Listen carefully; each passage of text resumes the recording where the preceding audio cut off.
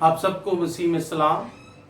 میرے عزیزوں، آج ہم کلام مقدس میں سے سیکھیں گے دوسروں کا احترام اور اپنے آپ میں غرور کو کم کرنا۔ میرے عزیزوں، یہ بہت اہم ہے۔ جب تک آپ کی زندگی میں حلیمی نہیں ہوگی، آپ مسیحی زندگی میں ترقی نہیں کر سکتے۔ تو آج ہم آپ کے ساتھ دیکھیں گے، آج ہم سب مل کر خدا کے کلام میں سے دیکھیں گے کہ خدا کا کلام کیا طریقہ بتاتا ہے کہ ہماری ذات کے اندر حلیمی پیدا ہو اور ہم غرور سے بچ سکیں۔ تو میرے عزیزوں، رومیو کے نام خط یعنی روم کی کلیسیا کے نام پولس رسول کا خط، اس کا 12واں باب، میں تیسری آیت سے لے کر بلکہ صرف تیسری آیت پڑھوں گا، تیسری آیت سے لے کر 5ویں آیت تک۔ میں اس توفیق کی وجہ سے جو مجھ کو ملی ہے تم میں سے ہر ایک سے کہتا ہوں کہ جیسا سمجھنا چاہیے اس سے زیادہ کوئی اپنے آپ کو نہ سمجھے، بلکہ جیسا خدا نے ہر ایک کو اندازہ کے موافق ایمان تقسیم کیا ہے، اعتدال کے ساتھ اپنے آپ کو ویسا ہی سمجھے۔ کیونکہ جس طرح ہمارے ایک بدن میں بہت سے اعضاء ہوتے ہیں اور تمام اعضاء کا کام یکساں نہیں، اسی طرح ہم بھی جو بہت سے ہیں مسیح میں شامل ہو کر ایک بدن ہے اور آپس میں ایک دوسرے کے اعضاء۔ تو میرے عزیزوں، بڑی سادہ سی بات ہے۔ حلیمی کب آئے گی؟ جب آپ کی ذات میں آپ کا غرور کم ہوگا۔ تو لکھا ہے کہ پولس کہتا ہے کہ جیسا سمجھنا چاہیے اس سے زیادہ کوئی اپنے آپ کو نہ سمجھے۔ ہم اکثر کہتے ہیں وہ تو مجھے جانتا نہیں، وہ تینوں پتا نہیں میں کون ہوں، وہ تینوں ساڑا پتہ ہی نہیں۔ اب یہ ایسے الفاظ ہیں جو انسان کی شیخی کو، غرور کو ظاہر کرتے ہیں۔ ابلیس جو کہ ایک مقرب فرشتہ تھا، وہ کیسے خدا سے دور ہوا؟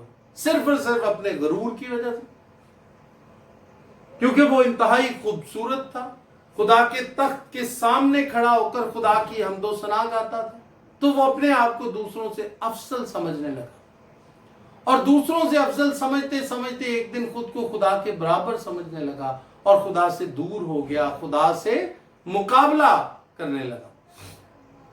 اور جب حوا کو بھی اس نے کہا تو اس نے کہا کہ اس درخت کا پھل، جب اس نے حوا کو دھوکہ دیا، وہ پھل کھانے پر مجبور کیا دھوکے سے، جو کہ خدا نے اسے منع کیا تھا، تو اس نے کہا تم یہ پھل کھا کے خدا کی مانند نیک و بد کی پہچان کرنے والے بن جاؤ۔ تو غرور کو استعمال کیا، ذات کی شیخی کو استعمال کیا، اور یہ آج بھی انسانوں کا بہت بڑا المیہ ہے، اور یہی ایک آزمائش ہے جو شیطان استعمال کرتا ہے کہ انسانوں کو غرور میں مبتلا کرتا ہے۔ اور یہاں بڑا سادہ ہے، جیسا خدا نے ہر کسی کو اندازہ کے موافق ایمان تقسیم کیا ہے، اعتدال کے ساتھ اپنے آپ کو ویسا ہی سمجھے۔ یہاں تک کہ روحانی طور پر بھی خود کو دوسروں سے بہتر نہ سمجھو۔ یہ مت سمجھو کہ میرا ایمان زیادہ ہے اور دوسرا کمزور ایمان والا ہے۔ میرے عزیزوں، نہایت ضروری ہے کہ آپ اعتدال کے ساتھ جتنا خدا نے آپ کو اندازے کے موافق دیا ہے، اپنے آپ کو اتنا ہی سمجھو، اور ایمان کی روح سے، عزت کی روح سے دوسروں کو خود سے بہتر جانو۔ جس طرح ایک بدن میں بہت سے اعضاء ہوتے ہیں، تمام اعضاء کا کام یکساں نہیں۔ جیسے بدن میں ہاتھوں کا ایک کام ہے، بازوؤں کا ایک کام ہے، کلائیوں کا کام ہے، ٹانگوں کا کام ہے، پیروں کا اپنا کام ہے، اسی طرح بدن کے اعضاء، دل کا اپنا کام ہے، دماغ کا اپنا کام ہے، گردوں کا اپنا کام ہے، جگر کا اپنا کام ہے، تو آنکھوں کا اپنا، یہ سارے بدن کے اعضاء اپنا اپنا کام کرتے ہیں اور مل کر اس بدن کو چلاتے ہیں۔ اسی طرح چاہے وہ ایک سوسائٹی ہے، چاہے ایک چرچ ہے، ایک کلیسیا ہے، کوئی بھی نظام ہے، اس میں ہر شخص کی اپنی اپنی ذمہ داری ہے۔ کوئی تو ملک کے انتظام میں، کوئی تو وزیر اعظم ہے، کوئی گٹر صاف کرتا ہے، کوئی اسکول میں پڑھاتا ہے، کوئی پولیس والا ہے، کوئی سرحدوں کی حفاظت کا کام کرتا ہے، सब बराबर है। इसी तरह कलीसिया के अंदर एक शख्स जो कलाम सुनाता है, एक शख्स जो लीड करता है, एक शख्स जो गीत गाने में रहनुमाई करता है, एक शख्स जो म्यूजिक बजाता है, एक शख्स जो सुबह आके चर्च की सफाई करता है, सब बराबर है।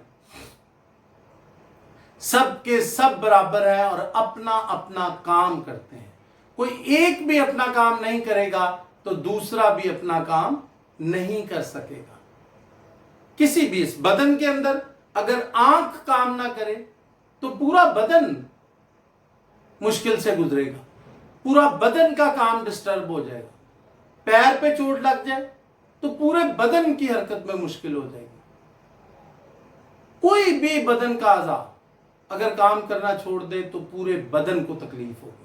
इसी तरह सोसाइटी के अंदर, मुल्क के अंदर, किसी इदारे के अंदर सब लोग बराबर हैं।